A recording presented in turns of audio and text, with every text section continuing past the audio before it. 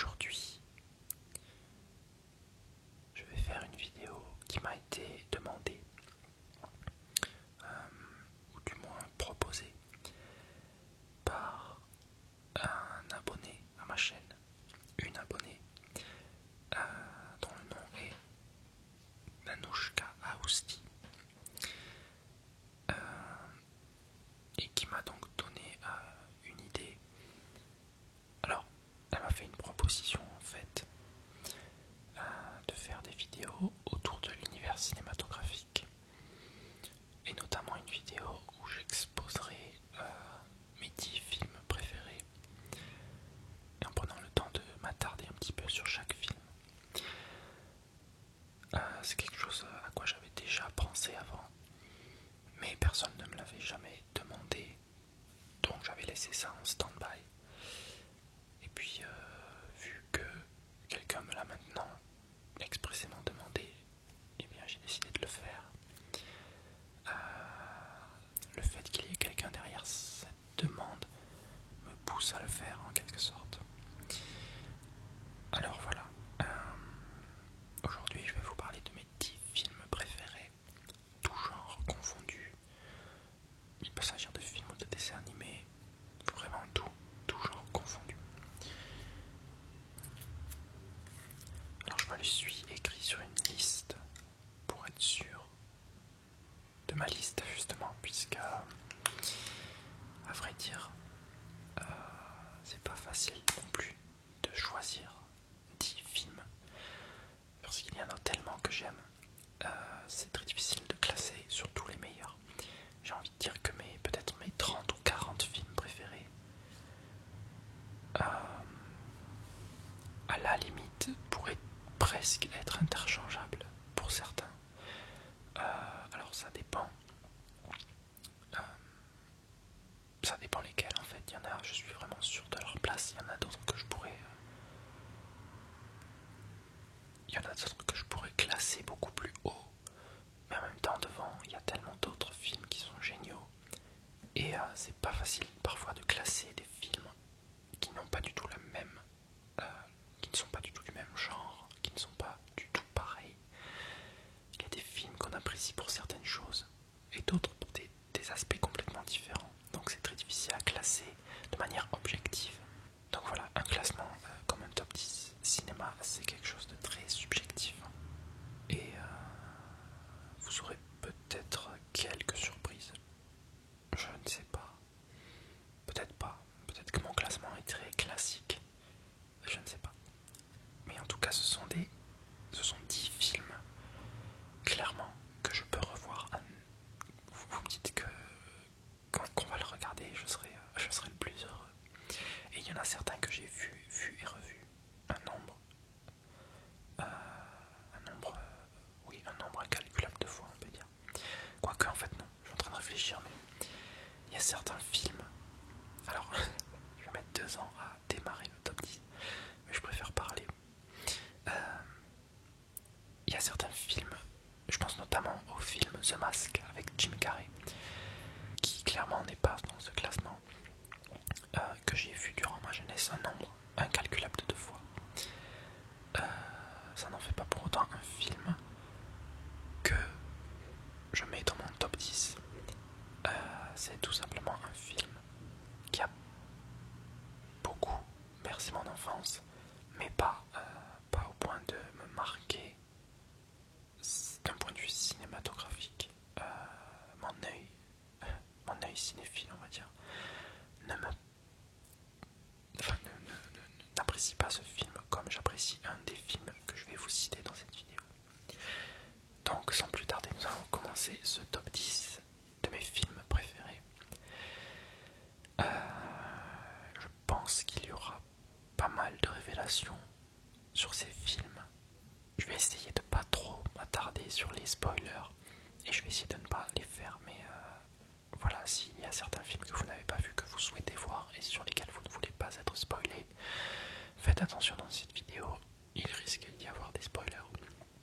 Cela dit, je vous les annoncerai un petit peu avant de les dire, comme ça si jamais vous voulez quand même regarder la vidéo, évitez les spoilers, et bien je vous avertirai. Voilà.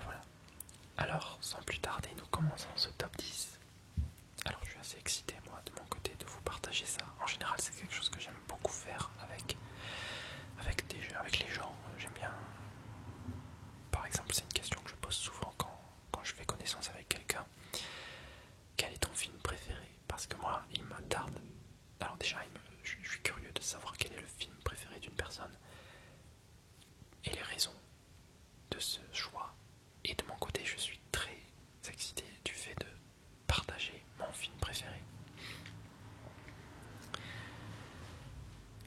Alors, en dixième, bien sûr, je vais partir de la 10e position jusqu'à la première position.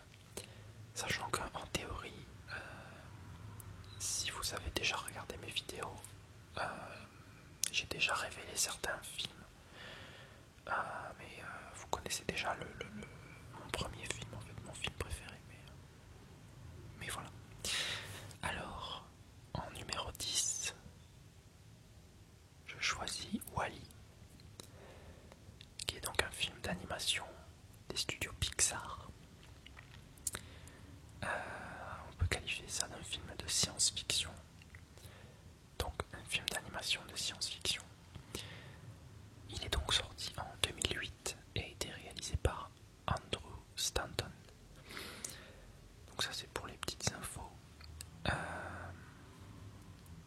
Je pense que vous avez déjà entendu parler de ce film, même si vous ne l'avez pas forcément vu. C'est un film assez connu quand même. Donc rapidement le pitch du film, le pitch de départ du moins.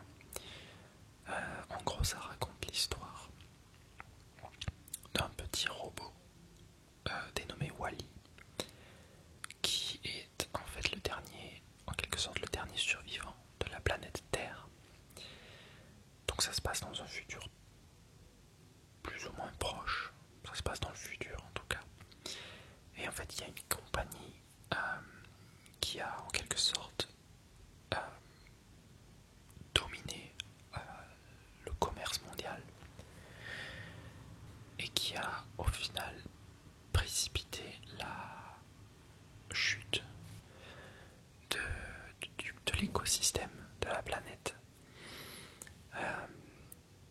Ce qui a fait que la planète est devenue rapidement inhabitable et est devenue une immense déchetterie.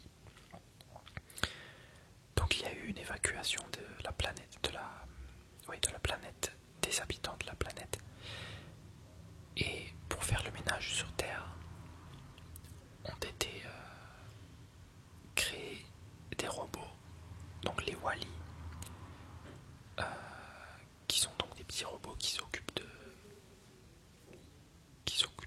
de compacter les ordures et donc de les déposer pour essayer de nettoyer la Terre.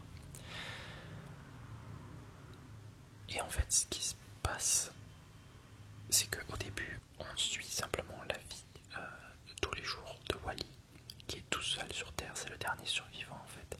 Tous les autres robots sont morts en quelque sorte. Et il est le seul à garder, à continuer à faire ce pourquoi il a été programmé.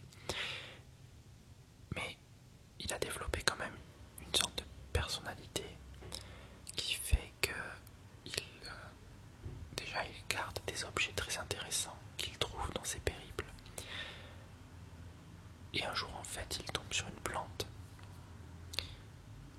qui va s'avérer être un objet très important pour la suite des événements, parce que va arriver un autre personnage dans l'aventure qui va chambouler toute l'existence du petit robot. Il va l'embarquer dans des aventures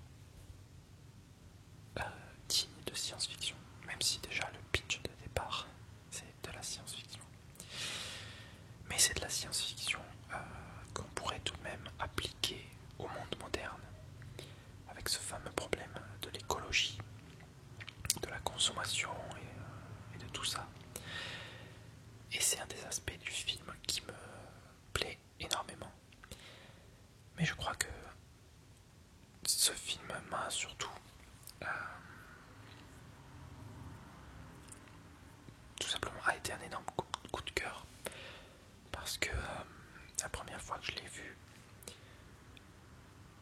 et c'est comme ça pour beaucoup de Disney et notamment les Pixar qui sont à chaque fois d'énormes, j'ai envie de dire d'énormes films à émotion, avec en fait ce sont des films avec des personnages très particuliers, souvent différents des humains, pas toujours, mais je prends un exemple, Rebelle, c'est des humains, mais sinon ça peut être des personnages, la plupart du temps très atypiques, mais qui gardent un côté très attachant.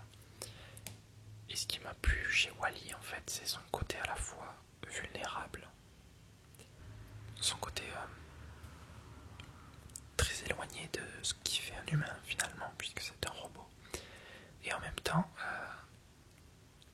j'ai beaucoup aimé en fait l'histoire de l'humanité qui quitte la Terre et ce qui se passe par la suite dans les aventures de Wall-E liées à l'humanité.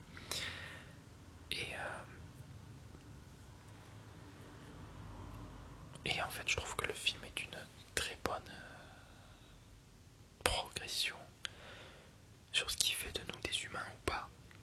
Une très bonne description sur ce qui fait de nous des humains ou pas. Et souvent, et comme pour beaucoup de Pixar aussi, il y a des scènes très émouvantes avec des passages qui rendent les personnages très attachants. Et la fin aussi m'avait beaucoup ému à l'époque. Et c'est toujours le cas quand je regarde le film. La fin, il y a une scène qui est très enfin c'est comme ça dans beaucoup de Pixar, mais il y a une scène qui est très émouvante. La musique dans ce film est très bien composée. Elle est à la fois originale, elle a une ambiance très particulière et elle correspond très bien à l'univers du film. Et c'est il y a des morceaux que j'aime bien écouter de temps en temps parce qu'il y a une ambiance ouais, c'est ce que je disais, qui correspond vraiment bien au film. Et il y a des morceaux très doux, très jolis. Et donc voilà, la musique est très belle, les personnages sont attachants, et c'est une histoire tout simplement que j'aime beaucoup, et qui a le mérite aussi de pouvoir plaire à la fois aux petits et aux grands. Et ça, c'est un aspect des films Disney qu'il faut souligner, qui est bien souvent le cas, ou quasiment même toujours le cas. Ça peut à la fois correspondre aux petits, puisque ce sont quand même des dessins animés, c'est pour eux que ça se destine, c'est à eux que ça se destine, mais aussi en parallèle il y a quand même des thèmes abordés qui peuvent s'appliquer au monde des adultes et qui peuvent plaire à un public adulte complètement.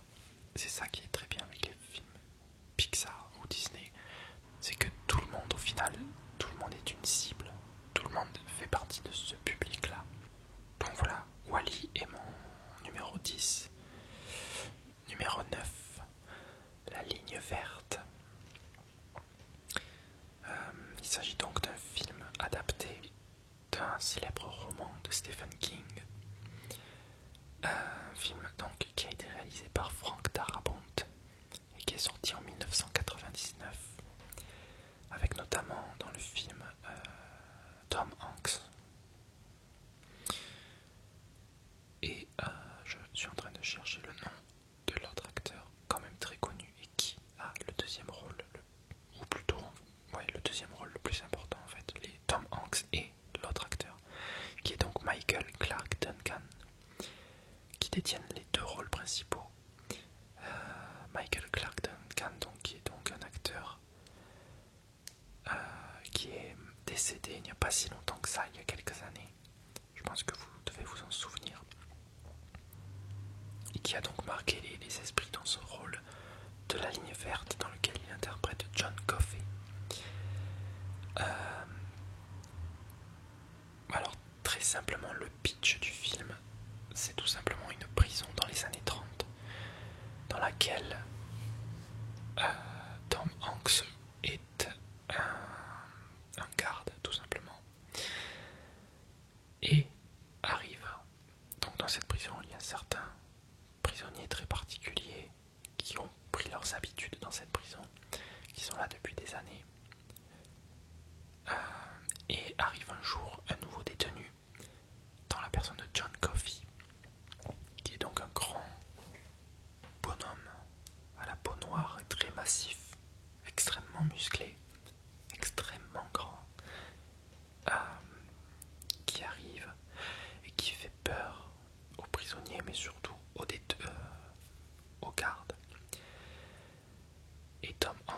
personnage de Tom Hanks se méfie de lui et il le surveille et il finit par se passer des choses dans cette prison. Voilà, je ne vais pas vous en révéler plus, mais si vous ne l'avez pas vu, je vous conseille très fortement de le voir. C'est un film que j'ai vu pour la première fois quand j'étais très jeune, et comme bien souvent au début je n'étais pas forcément très passionné, je trouvais ça compliqué, je trouvais ça un peu mou, mais bon, je l'ai regardé et finalement une fois qu'on s'implique dans le film, les événements qui s'y passent, il y a des personnages auxquels on s'attache et il y a des choses qui se passent qui nous bouleversent. Et voilà, je vous conseille de voir ce film.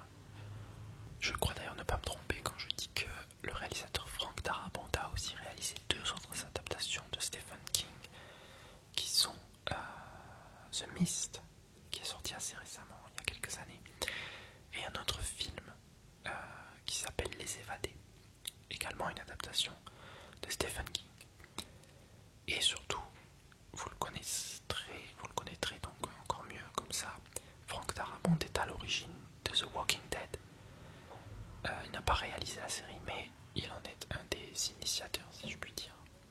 Et une chose intéressante, c'est que dans The Mist, on retrouve un certain nombre des acteurs de The Walking Dead. C'est quelque chose qui m'a surpris. Et quand j'ai regardé qui était le réalisateur de The Mist, j'ai vu Frank Darabont. Et j'ai compris pourquoi c'était comme ça. Souvent les réalisateurs aiment travailler avec des acteurs récurrents dans leur filmographie. D'ailleurs, c'est quelque chose que j'aimerais bien faire, une vidéo où je vous parlerai des associations célèbres de réalisateurs et d'acteurs, parce qu'il y en a un certain nombre. Donc voilà, nous revenons sur La Ligne Verte. Écoutez, qu'est-ce que je peux en dire, c'est que le casting est très bon, et il n'y a pas que Tom Hanks et Michael Clarke Duncan, il y a d'autres acteurs qui sont assez familiers dans ce film. Je crois qu'il y a Sam Rockwell notamment, qui est un acteur que j'aime beaucoup mais dont j'ai vu assez peu de films. Sam Rockwell, je l'ai déjà vu dans... De tête, je vais vous citer des films qui ne sont peut-être pas les meilleurs au niveau de ses performances. Mais Sam Rockwell a donc déjà joué donc, dans La Ligne Verte, mais aussi dans H2G2, Le Guide du Voyageur Intergalactique, et dans Moon, La Face Cachée de la Lune. Donc voilà pour La Ligne Verte. C'est pas un film que j'ai vu forcément énormément. J'ai dû le voir 3 ou 4 fois. C'est déjà pas mal parce que quand même ce film dure plus de 3 heures, je dois vous dire. Je me demande si même il ne dure pas... Non, je vais dire une bêtise. Non, je crois qu'il dure quand même 3 heures et quelques, mais pas 4 heures. Mais c'est un excellent film. Très dur dans ce qui s'y passe, mais très... je ne sais pas, très à voir. Très... ouais, franchement, c'est un excellent film. Voilà, et je n'ai pas eu la chance de lire le roman, mais il faudrait que je le fasse. De Stephen King, de toute façon, le seul livre que j'ai lu pour l'instant, c'est Carrie. En fait, je voulais lire ces livres dans l'ordre de sortie, donc j'ai commencé par Carrie, puisque c'est le premier, je crois. Et en fait, j'avais déjà vu le film de 1976, puis au cinéma le film de 2013, qui n'est pas trop mauvais, mais qui n'apporte pas grand-chose. Et ensuite, j'ai voulu lire le livre pour comparer. Et voilà, c'est le seul livre de Stephen King que j'ai lu. Excusez-moi si je dérive un petit peu. Au final, je parle pas beaucoup des films en eux-mêmes. Enfin, en tout cas, La Ligne Verte. Mais bon, c'est bien aussi de tourner autour d'un film pour parler de tout ce qui s'y rapporte. Donc voilà, c'était le numéro 9, La Ligne Verte, que je vous conseille vivement. De toute façon, tous mes films ici dont je vais vous parler dans le top 10, je vous les conseille fortement. Très fortement. Alors, numéro 8, Le Pianiste. Donc à nouveau, c'est un film assez connu. Un film de Roman Polanski, sorti en 2002.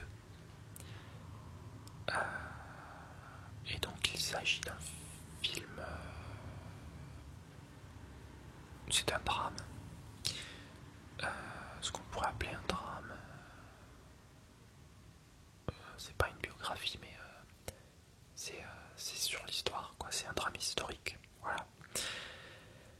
Euh, qui raconte en fait l'histoire, donc l'histoire vraie, comme son nom l'indique, d'un pianiste, un pianiste juif, qui donc ça se passe au temps de la Seconde Guerre mondiale, et il se passe les événements qu'on connaît avec les nazis et les juifs, et donc on va suivre les péripéties de ce pianiste qui fait partie donc d'une famille juive et qui va subir eh bien l'oppression des nazis.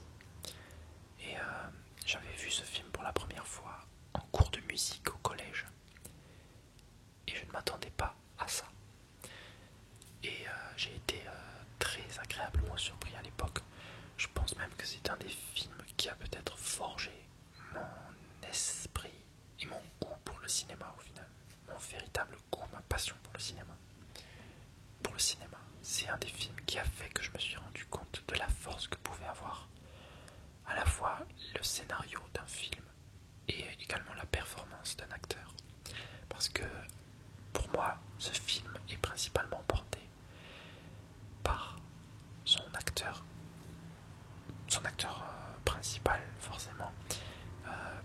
C'est quasiment le seul acteur qu'on voit de tout le film. Enfin, non, il y a beaucoup d'autres acteurs, mais c'est le seul qu'on suit réellement. Et il interagit avec beaucoup d'autres acteurs. C'est Adrien Brody, ou Adrien Brody, je ne sais plus, je crois que c'est Adrien, du coup, Adrien Brody, qui a également joué dans pas mal d'autres films. C'est un acteur assez connu. De tête, il a joué dans King Kong de Peter Jackson, il a joué dans Predators, donc Predator 3 si vous voulez. C'est pas forcément le meilleur exemple, mais c'est les films que j'ai de tête. Et je crois qu'il a joué plus récemment dans ce Grand Budapest Hotel, qui est d'ailleurs, je vous le dis, un film que j'ai vu très récemment et que je pourrais avoir mis clairement dans ce top 10, mais que je n'ai pas mis parce qu'il est trop récent. Et au final, j'ai dû faire des choix, mais j'aurais clairement pu mettre Grand Budapest Hotel dans ce classement. C'est un film excellent. Bref, le pianiste, ce que j'aime dans ce film, c'est son réalisme. À nouveau, comme La Ligne Verte, c'est très dur, c'est très direct. J'ai envie de dire que c'est pas le film le plus violent que j'ai vu, mais au niveau de ce qui se passe, c'est quand même un film qui vous met en haleine et qui vous fait, ouais, qui vous tient aux tripes. Je sais pas si ça se dit, mais en tout cas, ouais, quand on le découvre pour la première fois, il y a des scènes qui sont assez stressantes. Adrien Brody porte le film par sa performance. Niveau musique, c'est assez... Il n'y a pas beaucoup de musique, je crois. Mais voilà, tout repose sur la performance de l'acteur, sur le réalisme, sur les événements qu'on vit en direct. Et voilà, il y a une ambiance constamment d'oppression, de stress, qui fait que ce film est très dur sur le moment. Et on se demande ce qui va se passer.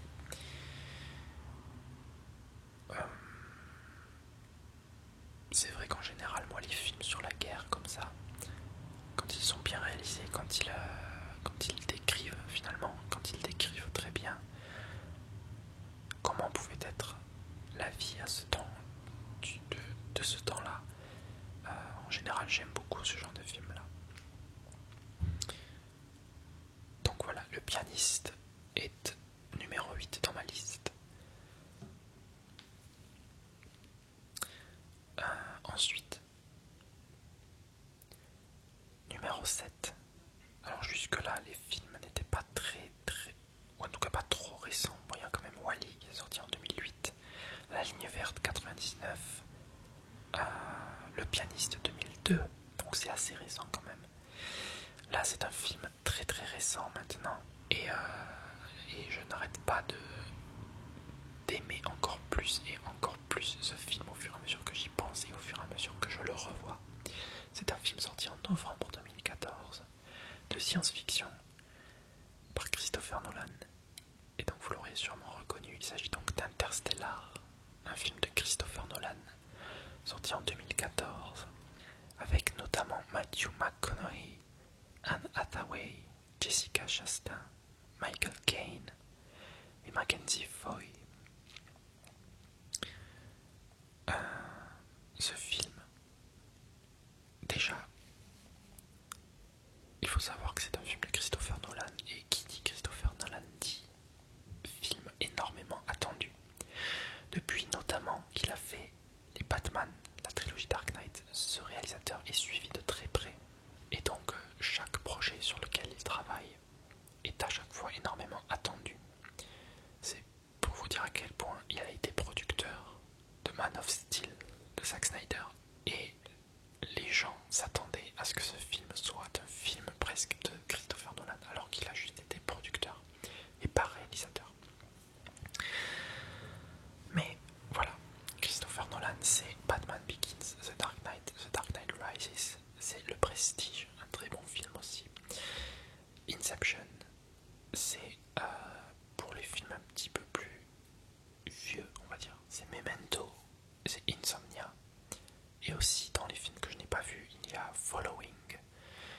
Et il y en a un autre, mais je ne sais plus comment il s'appelle, mais c'est pas grave. Quoi qu'il en soit, après The Dark Knight Rises, Christopher Nolan avait annoncé travailler sur un film de science-fiction. Et je l'ai attendu énormément, ce film.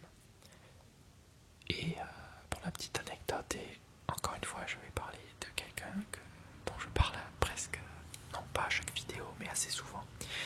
J'ai vu Interstellar à peine 2 ou 3 jours après être allé voir Lindsay Stirling en concert à Toulouse. Et au final, comme j'avais beaucoup anticipé le concert, eh bien j'avais un peu moins anticipé que prévu le film Interstellar. Du coup, quand j'y suis allé, je l'attendais énormément, mais pas autant que si je n'avais pas été au concert de Lindsay Stirling avant. Du coup, quand j'ai vu ce film, je me suis rendu compte que l'attente que j'avais était en dessous de ce que le film était vraiment. Pourtant, je savais que c'était du Christopher Nolan, que ça allait être quelque chose d'énormissime, mais pour moi, Interstellar, c'est une claque immense à tous les niveaux. Le scénario, la musique, la performance des acteurs, j'y tiens beaucoup à ça, la performance des acteurs. Et je pense surtout quand même à Matthew McConaughey, qui est génial. Il y a certaines scènes où il est juste, c'est incroyable, il faut voir le film pour s'en rendre compte. J'étais exactement avec lui dans le même état d'esprit. Sa performance est juste, pour moi, parfaite, extraordinaire. Les images dans ce film sont extraordinaires également, que ce soit dans l'espace ou sur Terre.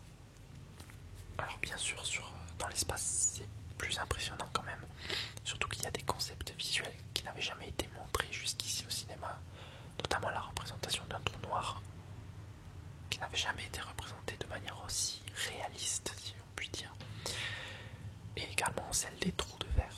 Pour moi, quand même, j'ai envie de dire que quand même le point qui m'a le plus abasourdi dans ce film, c'est le scénario. Les événements qui se passent dans ce film sont au-delà de ce que j'avais vu jusque-là. Alors, je suis loin d'avoir vu tous les films qui traitent du même sujet que je ne révélerai pas. Je parle d'un sujet très précis de science-fiction qu'on retrouve dans beaucoup de films de science-fiction divers et variés, traités de manière plus ou moins réaliste.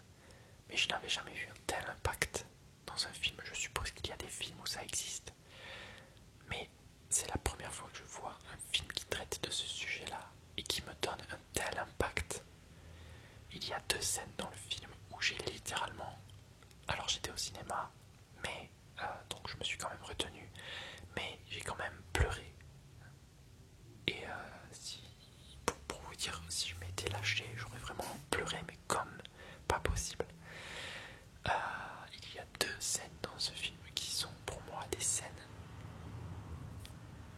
les ai vécus, mais je les ai vécus avec tellement d'intensité, c'était vraiment extraordinaire.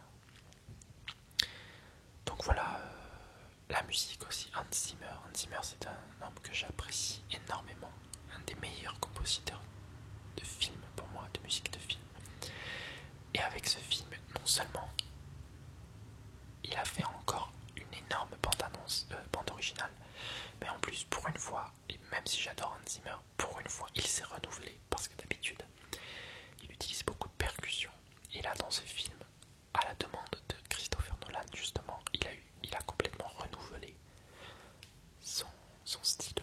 Et il a fait quelque chose de tout à fait, pour moi, tout à fait extraordinaire. C'est un mot que je vais employer beaucoup. C'est une de ces bandes originales qui se font très rares et qui sont vraiment parfaitement en phase avec le film et à la fois parfaitement écoutables en dehors du film. Bon, il y en a quand même, quand je les écoute, je revois les scènes du film. Mais voilà, c'est musique parfaite pour moi. Donc voilà, que dire de plus? Pas grand chose, je vais pas trop vous vendre le film, ni surtout vous révéler ce qui s'y passe. Mais Interstellar, je ne peux que vous le conseiller. À nouveau, c'est un film à voir, vraiment.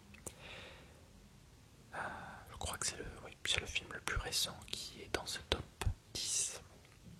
Donc voilà, Interstellar de Christopher Nolan. Si vous ne l'avez pas vu, foncez le voir. Je ne sais pas si vous aimerez, mais il faut le voir.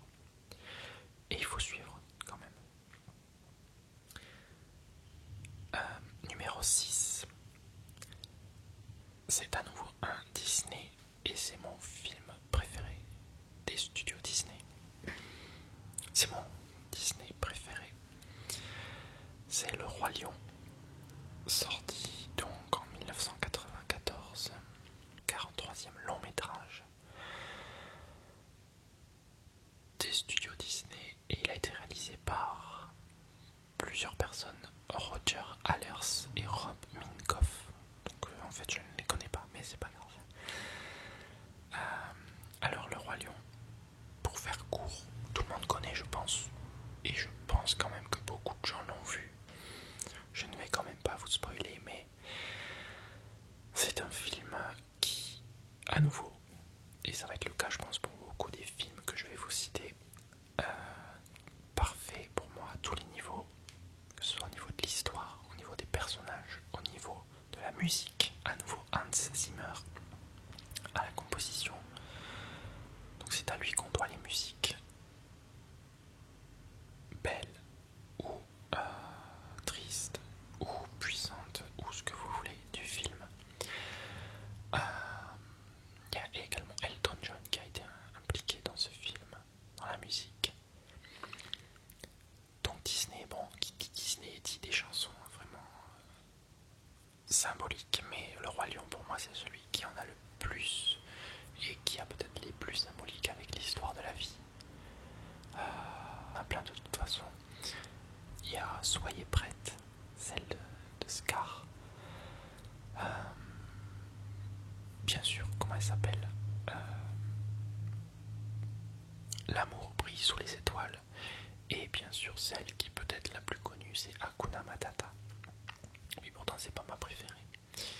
Mais bon, elle est quand même très sympa. C'est le genre de musique qui vous met de bonne humeur quand vous l'écoutez. Bon, voilà, Le Roi Lion, de toute façon, qu'est-ce que je peux dire? Il est magnifique au niveau de l'histoire, bouleversant bien sûr pour la scène qui s'y passe à peu près au milieu, qui a bien sûr bouleversé des tas d'enfants. Je crois qu'on pourrait aussi citer Bambi dans ce genre de scène. Pourtant je n'ai pas vu Bambi, mais je sais ce qui s'y passe. Il faudrait d'ailleurs que je rattrape cette erreur parce que je n'ai jamais vu Bambi. Et ça doit sûrement être un sacrilège pour certains d'entre vous. Voilà, donc Le Roi Lion, c'est aussi un doublage. Alors, Le Roi Lion, c'est un des rares films que je regarde toujours en VF, que je n'ai jamais vu en VO. Alors, il y en a d'autres que je n'ai jamais vu en VO, mais que j'aimerais bien vraiment voir en VO. Alors que Le Roi Lion, c'est typiquement le genre de film que je ne peut-être regarderai jamais en VO, peut-être une fois pour voir habitué à la VF et elle est tellement bien, parce que de toute façon c'est un dessin animé, c'est pas tout à fait pareil pour moi. On peut se permettre d'avoir une VF qui est aussi bonne qu'une VO. La VF, on a quand même Jean Reno qui fait Mufasa, donc c'est quand même quelque chose d'assez culte. Voilà, Le Roi Lion, c'est un film culte justement, un grand classique Disney. Clairement pour moi, dans tous ceux que j'ai vus, c'est le meilleur, c'est vraiment mon préféré. Et il est vraiment agréable à regarder d'un bout à l'autre, avec toutes les musiques et tout ça, c'est vraiment magnifique. Et une très belle qualité d'image, je veux dire, des dessins vraiment très beaux, une excellente animation. Et si je ne m'abuse, le film a reçu plusieurs Oscars. Ça m'étonnerait pas qu'il ait eu l'Oscar du meilleur film. Oui, du meilleur film. Est-ce que je peux vérifier rapidement?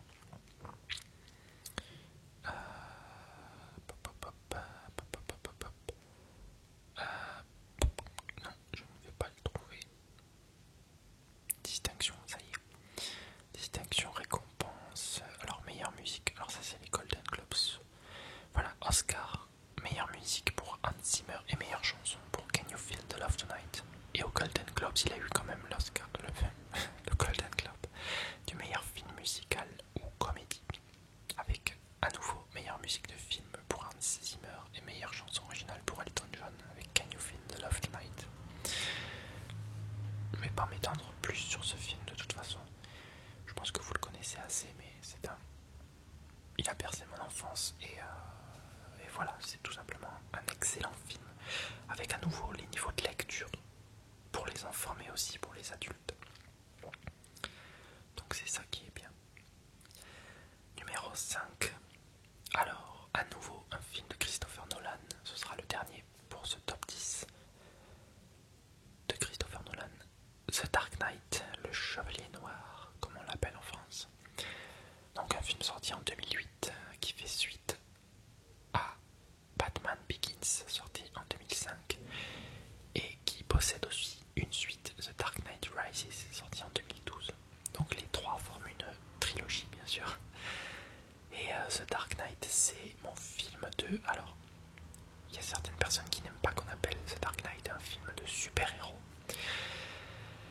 En effet, on peut dire que The Dark Knight, c'est un des films de super-héros qui fait finalement le moins super-héros. Même les films qui traitent de super-héros sans pouvoir, tels que Kick-Ass, ne font pas aussi... font plus comics que The Dark Knight. The Dark Knight, c'est vraiment... C'est limite un film policier, limite un film presque un thriller policier, voilà, quelque chose de très quand même de très sec, on va dire, quelque chose de très noir et de très réaliste aussi. Alors Batman, c'est aussi un super-héros qui n'a pas de super pouvoir, donc c'est ça qui fait aussi l'identité de Batman. The Dark Knight, c'est tout simplement pour moi donc le meilleur film de super-héros qui puisse exister jusqu'ici. C'est quand même Batman, donc c'est un super-héros. On va faire cette approximation. Parce que, à nouveau, la réalisation avec Christopher Nolan, c'est de la qualité. Vraiment, comme on en trouve rarement, j'ai envie de dire. C'est tout le temps lisible. Le scénario est très intelligent, le film est très intelligent. Il faut suivre, il faut s'accrocher. Et encore, The Dark Knight, c'est un des films peut-être les moins compliqués de Christopher Nolan. Mais il faut quand même suivre. Il y a une intrigue, pas mal, beaucoup d'intrigues qui sont développées, qui tournent autour des mêmes personnages et autour de tout un réseau, de sous-intrigues, on peut dire. Et c'est ça qui fait la force de ce Dark Knight. Mais c'est aussi le fait que, pour moi, Nolan a clairement cerné Batman. Alors je suis pas un des plus grands connaisseurs de Batman dans les comics. J'y suis venu assez tard. Quand j'étais petit, je n'aimais pas Batman, je trouvais ça trop noir, trop sombre. En plus, il n'avait pas de vrai pouvoir, donc j'aimais pas beaucoup. Mais bon, ouais, je pense qu'il a quand même cerné du moins une des personnalités qu'on peut retrouver chez Batman. Parce que je suppose que même dans les comics, il y a plusieurs versions de Batman.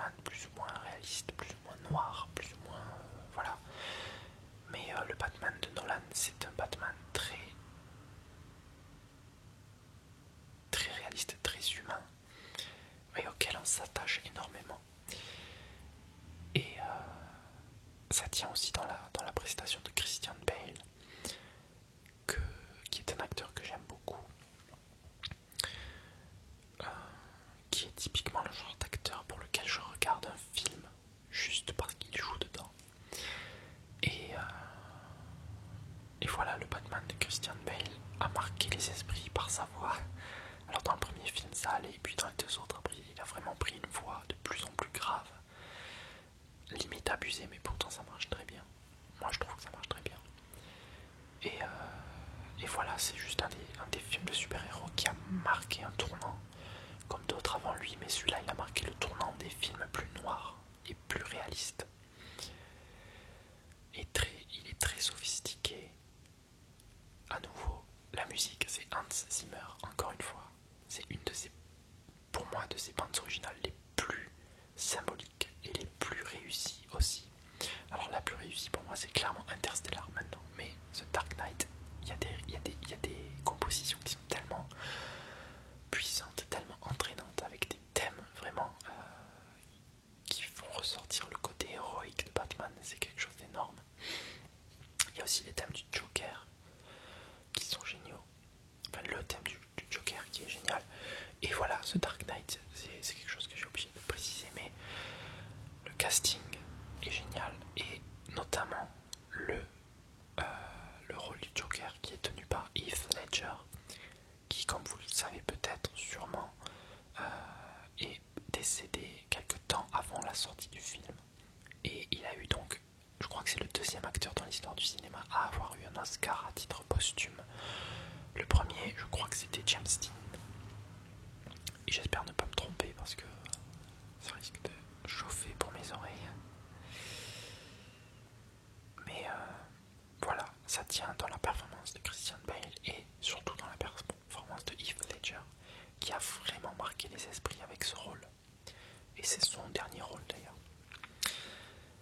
Et il a été très critiqué avant que le film ne sorte, parce que les gens ils disaient waouh, mais quand il a été révélé que Heath Ledger avait été choisi pour jouer le Joker, mais les gens ont crié au scandale, et au final ça a été une des meilleures choses qu'a pu avoir ce film.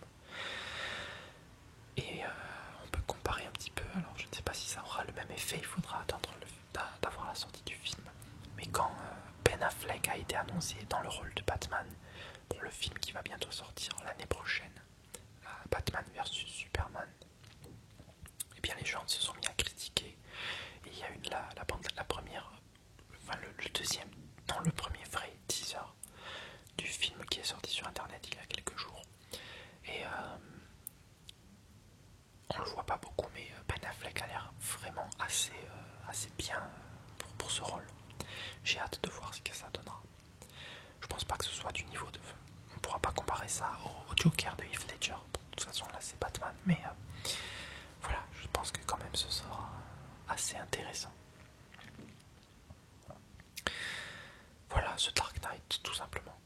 Mon film de super-héros préféré, mon film de Christopher Nolan préféré, avec Interstellar. Et voilà, je vais pas en dire beaucoup plus. La fin du film est pour moi une des meilleures fins aussi. Elle est tellement symbolique, j'adore la fin de The Dark Knight, j'adore la fin, la musique, le texte qui est dit, les répliques, les images aussi, et la manière dont est montée cette fin, le montage très typique de Christopher Nolan, avec des répliques et des images qui défilent, qui n'ont pas, enfin, qui ont à voir avec ce qui est dit par le personnage, mais c'est pas en direct en fait, c'est des images montées en même temps que la réplique de ces personnages là, c'est typique de Christopher Nolan. Et voilà, la fin de The Dark Knight, j'adore. Alors, numéro 4, donc le dernier film avant d'entrer sur le podium, c'est un film de Ridley Scott qui est sorti en 2000, et il s'agit de Gladiator. Alors j'aurais très bien pu mettre The Dark Knight en 4ème et Gladiator en 5ème, c'est très très possible, mais j'ai choisi quand même Gladiator parce que c'est un film que j'ai vu quand j'étais assez jeune. Il est sorti en 2000, donc j'avais 7 ans. J'ai dû le voir quand j'avais 8 ans, je pense. Et c'est un peu comme ce que je disais tout à l'heure pour La Ligne Verte. Au début, ça me paraissait très ennuyeux. Et puis il se passe des choses qui font que j'ai envie de regarder la suite du film et que je la regarde et que finalement la fin arrive. Et je me suis pris au jeu, je me suis pris dans l'histoire du personnage principal joué par Russell Crowe, que j'adore. final, la fin du film est, pour moi, génialissime. Et c'est une des raisons pour lesquelles ce film est un de mes films préférés. C'est que cette fin m'a énormément marqué quand j'étais gamin. Je ne saurais pas dire pourquoi plus qu'un autre film. Peut-être parce que je ne l'ai pas vu arriver, je ne sais pas. Mais j'adore la fin de ce film. J'adore tout le film de toute façon. À nouveau, ça repose principalement sur deux performances d'acteurs, celle de Russell Crowe et celle de Joaquin Phoenix dans le rôle de Morpheus. Non, pas Morpheus. Mince, comment il s'appelle? Morpheus, pourquoi j'ai dit ça? Gladiator. Excusez-moi, je suis obligé de chercher parce que je ne me rappelle plus. Joaquin Phoenix qui joue le rôle de Commode. Et voilà, c'est une histoire. Donc c'est un film qu'on pourrait qualifier d'historique. Sauf que là, c'est purement fictif, même si c'est dans un cadre historique plus ou moins réaliste, c'est-à-dire Rome, l'Empire romain, voilà, et les combats de gladiateurs. Donc c'est un cadre historique, donc c'est un péplum historique, on peut dire, voilà. Mais c'est pas, enfin, c'est fictif, c'est purement fictif. Donc voilà, Gladiator, encore une fois, et décidément ça prouve que la musique a une grande place pour moi dans le cinéma. C'est Hans Zimmer à la barre pour la musique. Et à nouveau des compositions extraordinaires et qui marquent bien l'esprit, les esprits, notamment certains thèmes vers la fin du film qui sont très beaux, magnifiques, vraiment magnifiques. Donc voilà, Gladiator, est-ce que je l'ai dit, ça a été réalisé par Ridley Scott. D'ailleurs j'en avais parlé dans une précédente vidéo un petit peu où je parlais de Ridley Scott justement, oui. C'était pour la critique du film Exodus. Et voilà. Numéro 3. Donc là on rentre sur le podium. Numéro 3, c'est un film dont je vous ai parlé tout à l'heure. C'est Les Évadés, sorti en 1994, réalisé par Frank Darabont. Et alors, pour être honnête, ce film je l'ai vu peut-être 3 fois maximum. Mais pourtant, je suis certain de ma volonté de le mettre en top 3. Parce que c'est en quelque sorte un film qui ne paie pas de mine. Il n'y a pas d'énormes moyens mis dans le film. C'est un peu comme La Ligne Verte en fait. Ça repose beaucoup sur la performance des acteurs. Il y a notamment Morgan Freeman dans ce film. Et sur le scénario qui est vraiment à nouveau, qui nous tient en haleine et qui nous... Bon, il y a des personnages très attachants. Et il y a des passages amusants, il y a des passages durs, il y a des passages tristes. Voilà, il y a vraiment des scènes diverses et variées qui font que tout au long du film on est diverti et on se prend au jeu. Voilà, je crois que c'est un des films de mon top 10 que j'ai vu le moins de fois et pourtant à chaque fois je suis sûr que je l'ai adoré et il m'a tellement marqué au final que peut-être c'est un des genres de films que moins je le vois, mieux je me porte parce qu'à chaque fois que je le vois, du coup, je le redécouvre. Et c'est un luxe que je ne peux pas me permettre souvent. La plupart du temps, des films que j'adore, je les vois assez souvent. Du coup, je commence à les connaître par cœur. Voilà, ils perdent presque de leur intérêt. Enfin, c'est vite dit, mais bon, voilà. Donc voilà, Les Évadés, 1994. Pareil, si vous ne l'avez pas vu, il est à voir. Numéro 2. Donc là, on se rapproche de la fin. Numéro 2. En fait, c'est un peu particulier parce que j'ai mis un film, mais on peut très bien mettre 3 films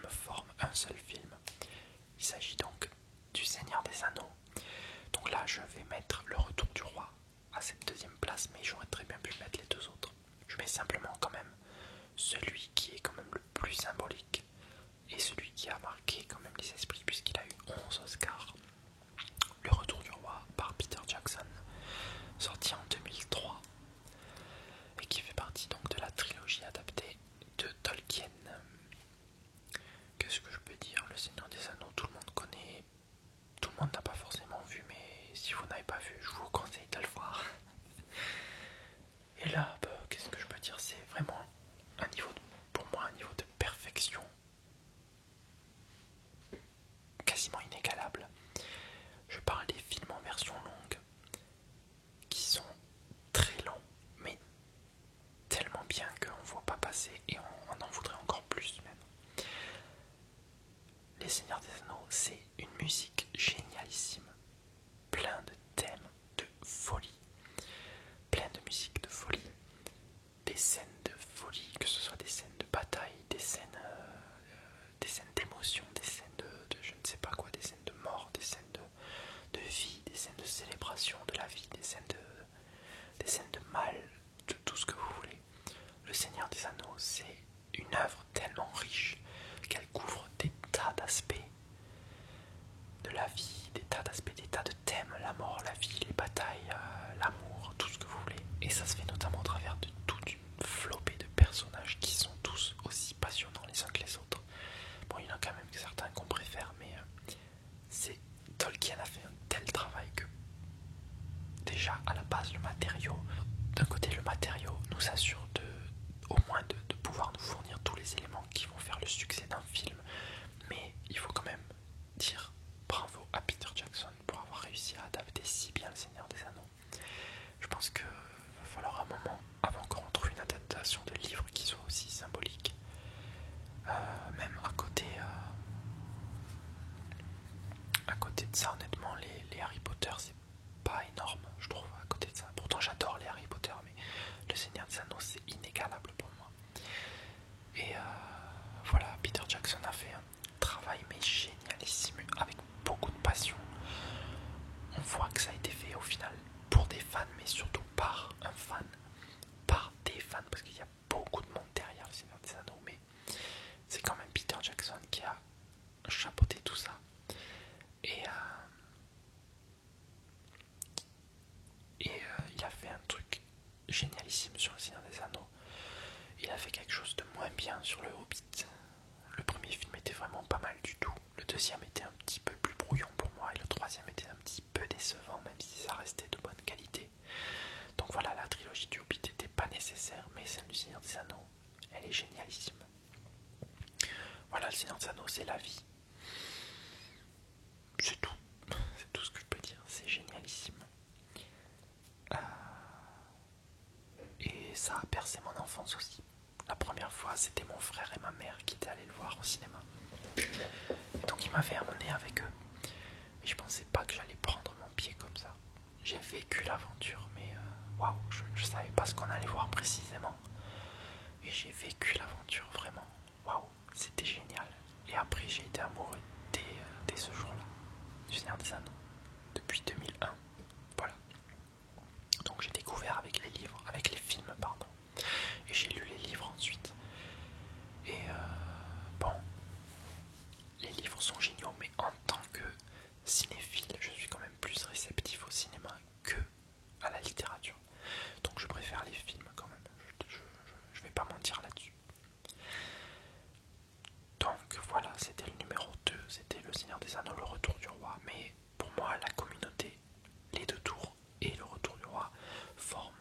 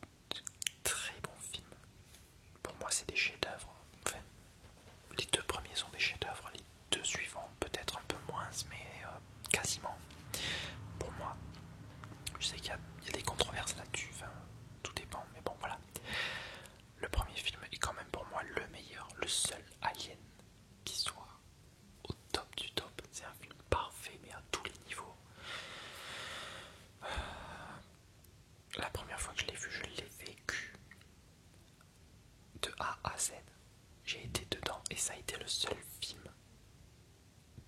que je peux qualifier d'horreur que j'ai regardé sans vraiment avoir peur. Enfin si, j'étais terrifié, mais il y avait quelque chose qui surpassait pour la première fois pour moi dans un film d'horreur, qui surpassait la terreur. C'était l'admiration que j'avais d'une part pour la créature et d'autre part pour le personnage principal. C'est une étrange osmose entre les deux, un étrange équilibre entre les deux. Mais ce qui m'a le plus surpris, c'est cette admiration réelle que j'ai pour la créature.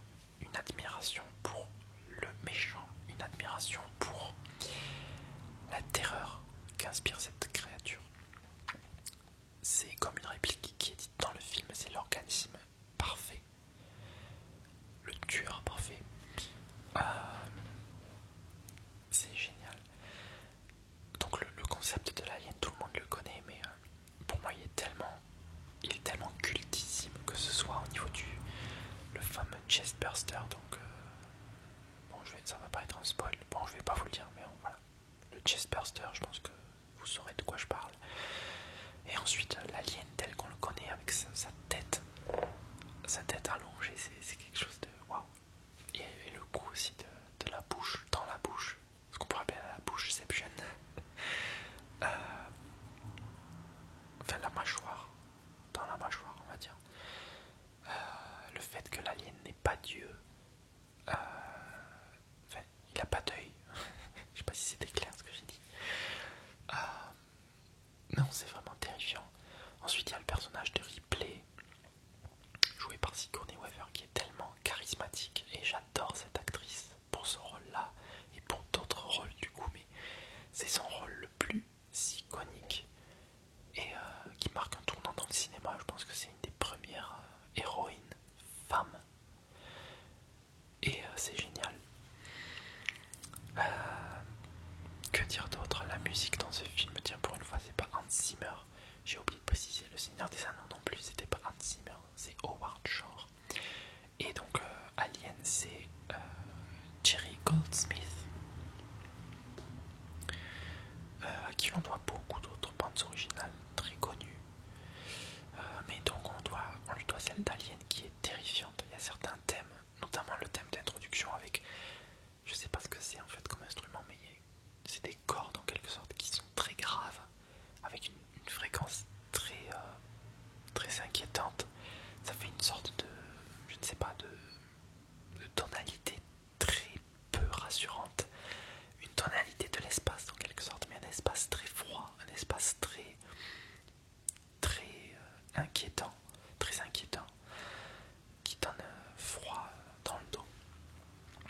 Donc la musique, la performance des acteurs, j'ai dit qu'il y avait Sigourney Weaver, mais il y a d'autres acteurs dont j'ai pas forcément les noms, mais qui sont assez connus pour certains d'entre eux, et donc qui ont eu un rôle très charismatique dans Alien. Alien, c'est aussi donc Ridley Scott, le premier film de Ridley Scott, ou le deuxième, je ne sais plus. Non, je crois que c'est son deuxième film. Le premier film c'était Les Duellistes, je crois. En tout cas, c'est le premier film c'est le film qui lui a permis d'accéder au rang de super star parmi les réalisateurs. Et après ça, il a fait Blade Runner avec Harrison Ford, qui aura d'ailleurs bientôt une suite avec Harrison Ford. J'ai hâte de voir ça. Faudra que je revoie Blade Runner, je l'ai vu qu'une fois. J'ai trouvé ça très compliqué, mais j'ai bien aimé quand même. Pour en revenir à Alien, typiquement c'est le film, si je devais choisir, alors c'est le truc très con à chaque fois, mais si je devais être sur une île déserte avec un lecteur Blu-ray et un écran, je choisirais un film, ce serait Alien, et je le regarderais en boucle. J'adore ce film.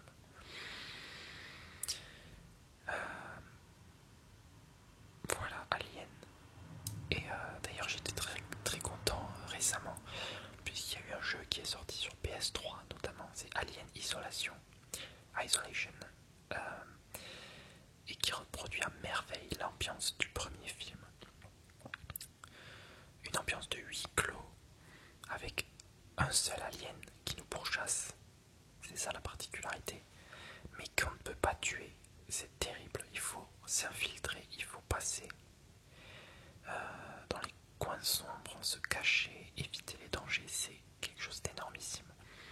j'adore ce jeu, j'adore ce film. Alien, c'est mon film préféré. Et je pense que je vais avoir du mal à trouver un concurrent. Je dois dire que quand même, en science-fiction, Interstellar a placé la barre très haut, mais c'est pas la même science-fiction. Pour moi, Alien, Alien, c'est un film quand même assez vieux. Il a plus de 35 ans maintenant. C'est un film, malgré son âge, qui n'a pas beaucoup vieilli. Honnêtement, je le regarde en Blu-ray et il y a tellement de détails sur l'image, il a tellement été bien restauré. Pour moi, l'image sur les 4 aliens en Blu-ray restaurée, l'image du premier Alien, c'est la meilleure pour moi. Malgré le peu de moyens relatifs du film comparé à ses suites, le premier Alien, c'est c'est pour moi celui qui est le plus, comment on dit, le plus effectif. C'est le mot anglais en fait, le plus efficace. Parce qu'il montre très peu la créature et c'est justement ce qui fait la force du film. On voit, si on doit compter les apparitions de la créature, je pense qu'elle apparaît moins de 5 minutes à l'écran dans tout le film. Pourtant le film dure quasiment 2 heures. C'est ça qui est énorme dans ce film. Ça repose juste sur l'imagination du spectateur. C'est lui au final qui s'imagine les pires choses dans sa tête, alors qu'on ne voit que très peu de choses à l'écran. Qu'est-ce qui m'avait fait aimer ce film aussi sur le coup? Il y avait une... Alors là je vais pas spoiler, mais je vais essayer de vous faire rappeler ce qu'est la scène pour ceux qui l'ont vu.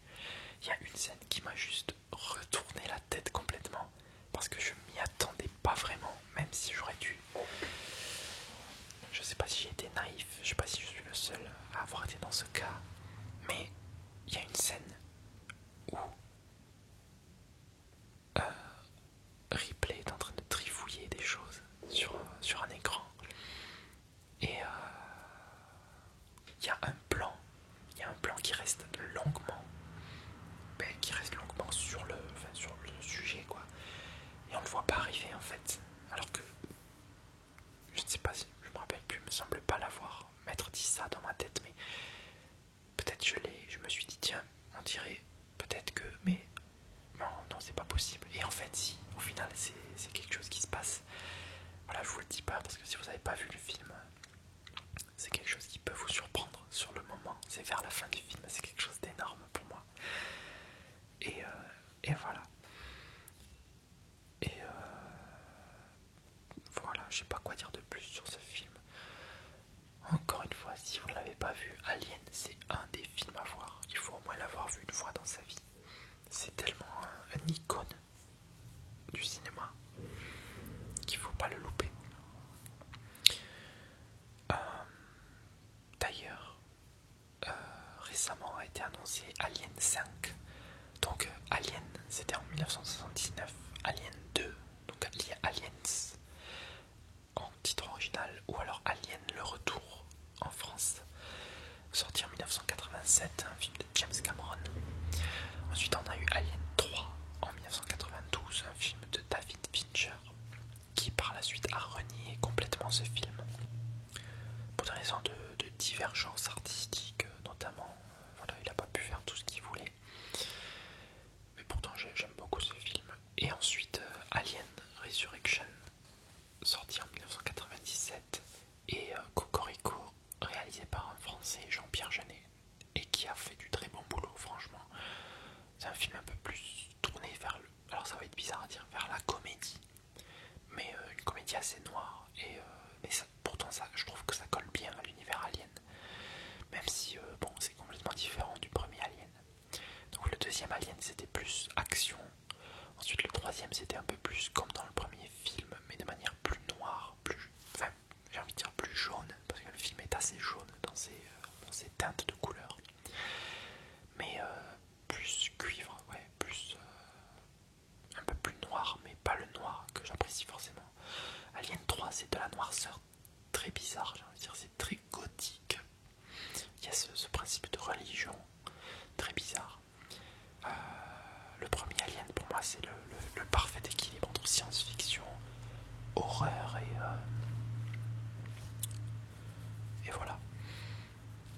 Et donc maintenant on revient donc à Alien 5, qui sera en fait la suite directe de Alien 2 et pas de Alien 4. Donc en fait Alien 3 et Alien 4 vont techniquement être effacés de l'histoire officielle d'Alien. Ou alors ça se passera en parallèle, je ne sais pas, mais on va dériver de nouveau à partir d'Alien 2 pour aller sur une nouvelle histoire. Parce que je doute fortement que ça se passe entre Alien 2 et Alien 3. Pour moi ce sera vraiment après Alien 2, mais pas avant Alien 3. Ce sera vraiment quelque chose de totalement nouveau, une nouvelle histoire si vous voulez, une nouvelle timeline si on peut dire, un nouvel univers on va dire. Et en parallèle de ça, il y a aussi eu Prometheus par Ridley Scott, qui était censé être un prequel d'Alien, mais il y a eu des divers changements au cours de la production. Donc à la base ça devait être un prequel d'Alien, puis ça a été annoncé comme étant un nouveau projet, et puis au final c'est un peu un mélange des deux. Et maintenant il va y avoir Prometheus 2, donc il va y avoir Alien 5, mais aussi Prometheus 2. Prometheus 2 ce sera bien sûr la suite de Prometheus, mais ce sera pas Alien en fait, ce sera en parallèle d'Alien. Du coup je vous conseille quand même de voir tous les films Alien avant de voir Prometheus, ou au moins le premier film Alien avant de voir Prometheus. C'est surtout ça, oui, en fait. Mais ouais, dans tous les cas, je vous conseille de voir les Aliens parce qu'ils sont vraiment géniaux. Et le premier film, voilà, c'est mon film préféré, donc c'est pas peu dire. Voilà, ça a été une vidéo assez longue, je m'attendais pas à faire quelque chose d'aussi long. On est à 1h25. Et donc, voilà, j'ai fait le tour de mes 10 films préférés. Donc, je vous les refais rapidement. 10e position, Wall-E. 9e position, La Ligne Verte. 8e position, Le Pianiste. 7e position, Interstellar. 6e position, Le Roi Lion. 5e position, The Dark Knight. 4e, Gladiator. 3e, Les Évadés. 2e, Le Retour du Roi. Le Seigneur des Anneaux, Le Retour du Roi. Et première position, Alien, le 8e passager. Voilà, j'espère que cette vidéo vous aura plu. Merci merci à toi Nanouchka pour m'avoir suggéré cette idée de vidéo. Du coup je ferai d'autres vidéos de ce genre là. Si vous avez des idées de top ou de sondage, de classement ou tout simplement de thématiques sur lesquelles je peux te parler autour de certains films, autour d'une certaine thématique, autour d'un acteur peut-être ou ce genre de choses, j'en ferai de moi-même, de mes propres idées. Mais si vous avez des suggestions, allez-y, n'hésitez pas. J'essaierai de les faire si bien sûr j'ai une connaissance sur le sujet. Exemple, si vous me dites de parler des films de Terrence Malick, je n'ai aucune connaissance là-dessus. Je crois que j'ai vu aucun film de